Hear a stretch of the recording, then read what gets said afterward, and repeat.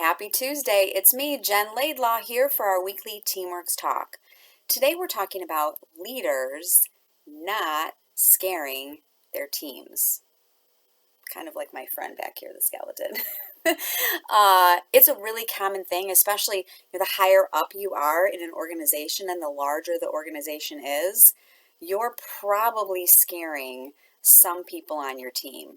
Have you ever noticed maybe if you walk into a room, everyone gets really quiet, or everyone sits up a little straighter, or everyone hurries to look busy? Just your presence can be intimidating. And there's really maybe not a lot you can do about that hierarchy, but there are some things you can do to be less scary to your team. The first one is if you need to call a team member into your office to talk about something, try to set a little expectation, especially if it's something good.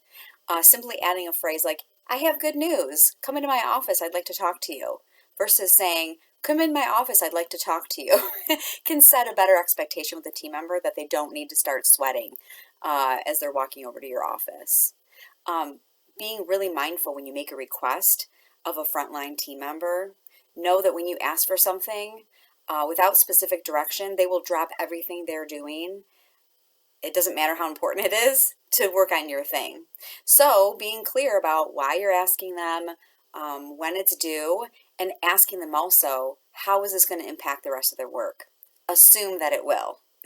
That gives them, your team member, a lot more freedom to be honest with you about how that request you're making might impact the other things they're working on.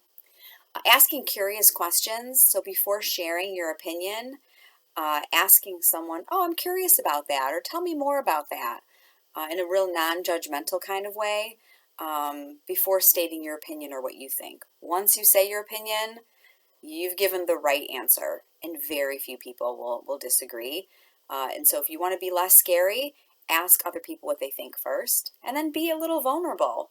Admit that you don't have all the answers all the time, or even share a time when you've made a mistake and done the wrong thing. It helps you appear more human to your team for sure.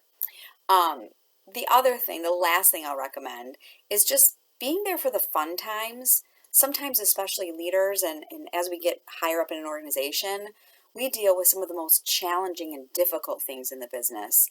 And it can be easy to forget to enjoy the fun times and the lighthearted times, or feel excluded from those times even. So being sure to be there for some fun times and get to know the team personally. In a large organization, that's going to be nearly impossible to know everyone, but as much as you can, being there for those fun times and enjoyable times can create some positive memories for you and for the team. Now, depending on, like I said, where you're at in the hierarchy, it'll be nearly impossible to get rid of all that scary feeling that you might instill in a team when you walk in the room, but doing some of those things might help. If you have other ideas, I'd love to hear them, so share them in the comments below. And until next week, have a great week ahead.